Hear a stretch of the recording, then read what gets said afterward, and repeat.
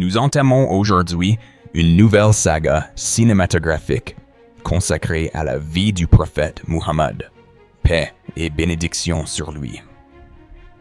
Pour ouvrir ce récit, nous vous invitons à découvrir une figure d'une grandeur inégalée. Son oncle, Hamza ibn Abdel Muttalib. Ô Hamza, avance avec la lente dignité de ceux dont la seule présence fait frémir la mort elle-même. Ainsi parlait le messager de Dieu, le traqueur du désert, le lion indomptable de Badr, le seigneur de ceux qui donnent leur vie pour la vérité, celui dont la seule ombre faisait frissonner ses adversaires, le véritable héros gravé jusque dans le ciel, comme l'Asadullah, le lion d'Allah. À l'image de son neveu bien-aimé, Hamza s'est aussi livré à la quête du sens, non pas dans le repli d'une grotte, mais en méditant sous l'immensité des cieux et le silence brûlant des dunes. Il a cherché la lumière, et très vite, leur chemin à tous deux convergeait vers l'unique. Avant d'embarquer ensemble sur ce voyage spirituel, permettez-moi de vous demander, d'où écoutez-vous ce récit? Votre présence, votre origine sont précieuses pour nous, car notre communauté grandit grâce à chacun de vos témoignages et partages. Écrivez-le en commentaire. Enveloppons ce récit de nos voix venues des 4 horizons du monde.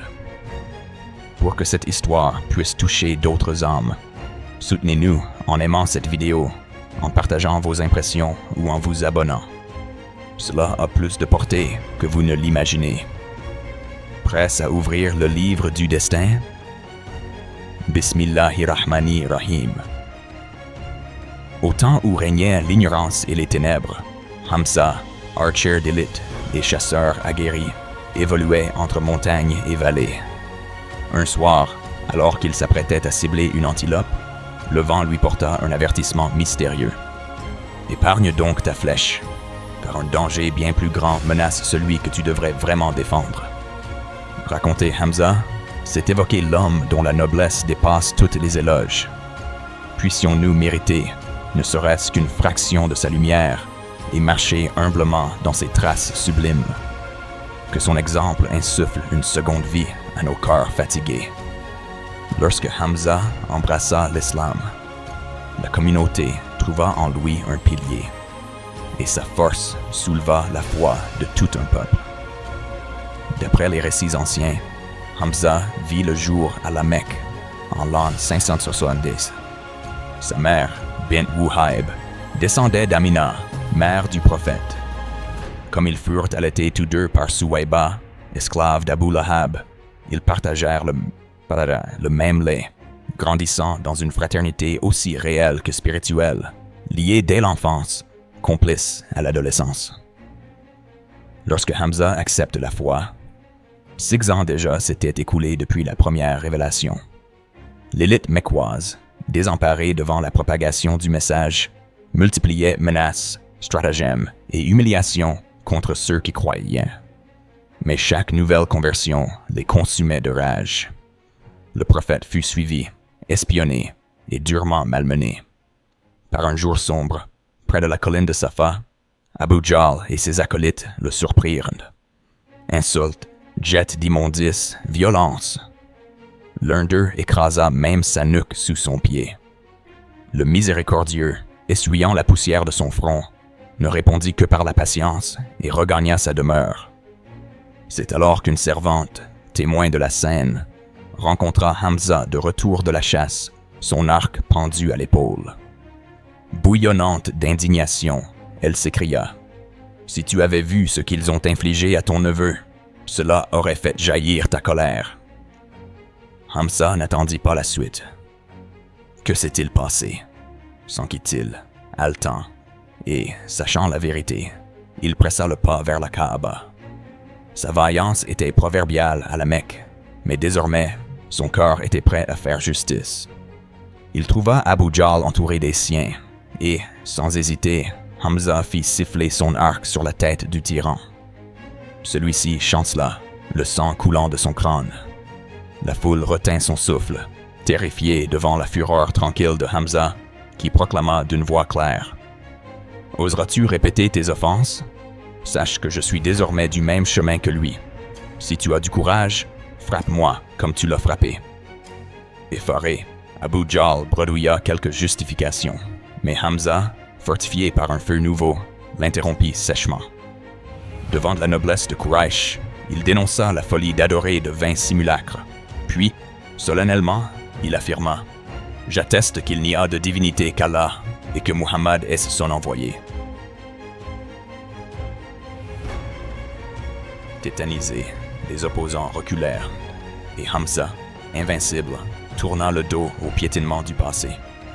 Pourtant, sur le chemin du retour, l'ombre de doute s'immisça. Et si ce choix n'était qu'une folie passagère, son rang, son honneur, tout semblait à présent vaciller. Dans la nuit, il se tourna donc vers la Kaaba, priant ainsi « Si ce chemin te plaît, Seigneur, raffermis mon cœur et dissipe le voile de mes incertitudes. » Au matin, il alla retrouver le prophète, racontant tout ce qui s'était passé. Le messager le réconforta, lui expliqua le sens profond du message, parla de l'enfer et des délices éternelles. La lumière dissipa la brume, et Hamza, le cœur apaisé, déclara « Ô mon neveu, je témoigne de ta véracité. Enseigne-moi tous les secrets de ta religion. » Ce jour-là, la joie du prophète fut immense. L'arrivée de Hamza parmi les croyants fut pour eux comme un bouclier, et le camp adversaire dut freiner ses persécutions. Grâce à Hamza, une citadelle tomba. Un défenseur sans égal était passé du côté de la foi. D'après Ibn Abbas, c'est au sujet de Hamza que fut révélé « Celui qui était mort et à qui nous avons donné vie, une lumière pour marcher parmi les hommes, est-il semblable à celui qui demeure dans les ténèbres d'où il ne peut sortir ?» Surat Al-An'am 622.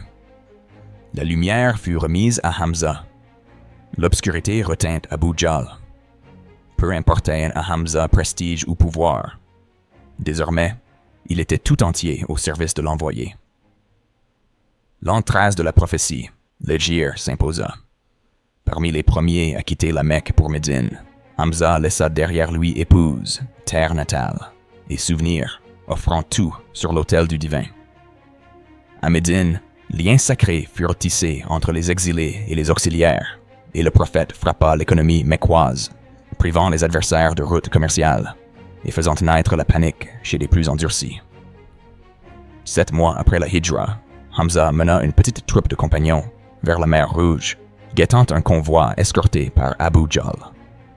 Mais l'affrontement fut évité grâce à un tiers, et le prophète récompensa la paix plutôt que la violence, signe de sagesse éternelle. Puis vint le jour d'Uhud. Dans la férocité du combat, alors que de nombreux soldats musulmans s'étaient égarés, Hamza demeurait inébranlable. Même quand le prophète se retrouva entouré d'ennemis, nul n'osait défier ce lion debout au milieu du tumulte. Son courage fendait les lignes, sa confiance était l'armure de son âme. Mais la négligence des archers apporta une lourde perte. Consterné, Hamza s'en remit à Dieu. « Seigneur, protège la communauté et pardonne-nous. » Pour les adversaires de l'islam, il restait l'obstacle à abattre. Il n'avait pas oublié sa bravoure à Badr, où il pourfendit les rangs de l'ennemi d'un double sabre. C'est alors qu'ils ourdirent un plan perfide. Pour se débarrasser de Hamza, les notables mecquois engagèrent Washi, esclave abyssin, dont on disait la lance infaillible. On lui promit la liberté s'il parvenait à tuer l'oncle du messager. Hind, épouse d'Abu Sufyan et avide de vengeance, avoua son propre désir de mort. Sous la pluie de lances et d'épées, Hamza, telle la tempête, transperçait chaque adversaire, appelant d'un cri farouche quiconque oserait l'affronter. Washi guettait, patient comme un chasseur tapi dans l'ombre. Derrière un rocher, il vit soudain une faille dans l'armure de Hamza. Sa lance siffla. Fatale. Hamza chuta sans un mot, rejoignant l'éternité. Hind, dans sa haine, mutila son corps, brisa sa poitrine, cherchant à éteindre la légende du héros musulman. Quand le tumulte se dissipa, le prophète reçut la nouvelle atroce. En voyant le corps de son oncle défiguré, il se sentit transpercé d'une douleur muette. Les larmes envahirent ses yeux. Hamza, son soutien, n'était plus. Mais nul supplice n'éteignit la grandeur de Hamza. Sa tombe devient celle du chef des martyrs, symbole inaltérable du courage et du sacrifice.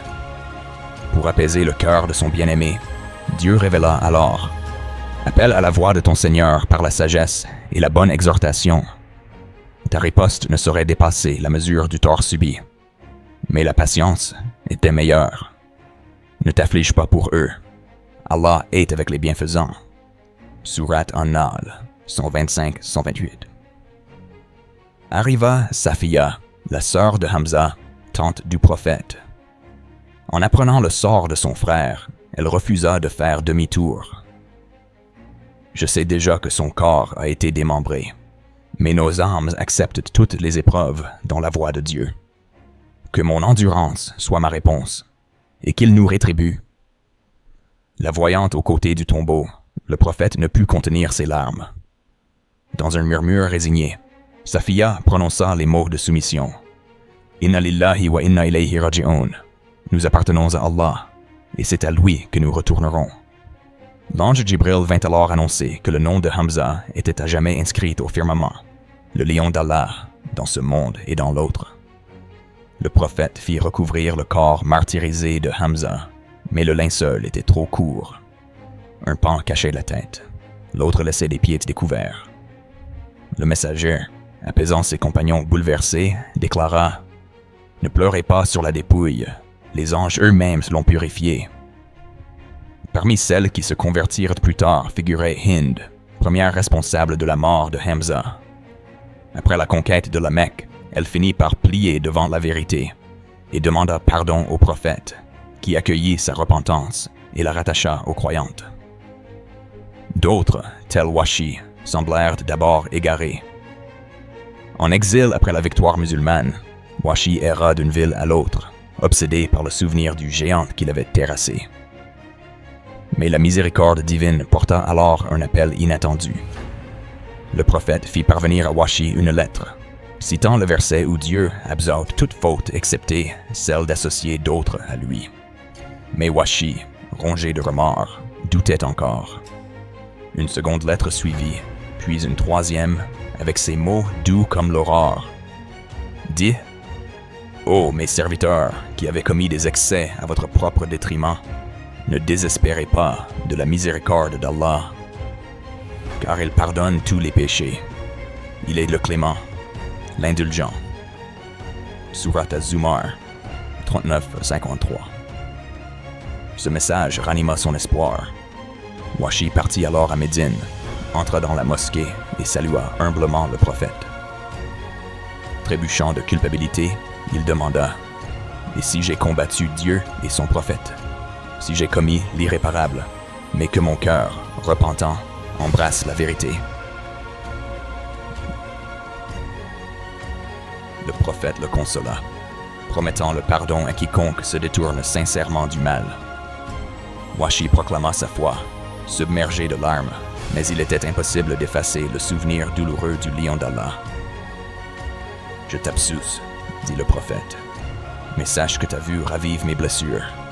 Épargne-moi ta présence. » Washi, respectueux, s'effaça alors, mais bientôt, l'histoire lui offrit une chance de rédemption.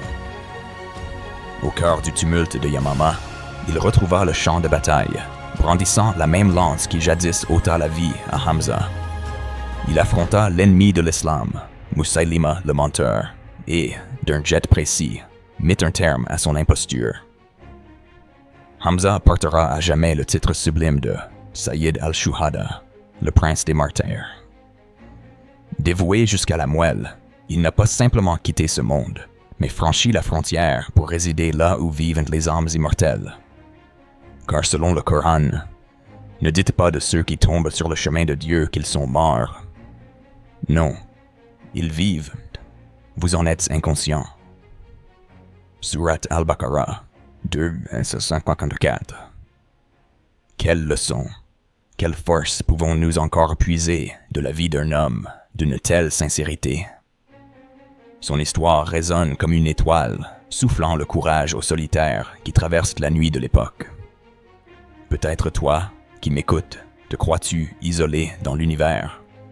Mais sache que tu n'es jamais seul. Ce récit est destiné à toi, voyageur des profondeurs, âme en quête dans l'immensité digitale.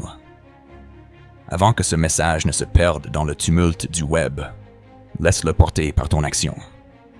Chaque abonnement, chaque mot, chaque partage est un fil jeté vers d'autres corps en quête d'étincelles.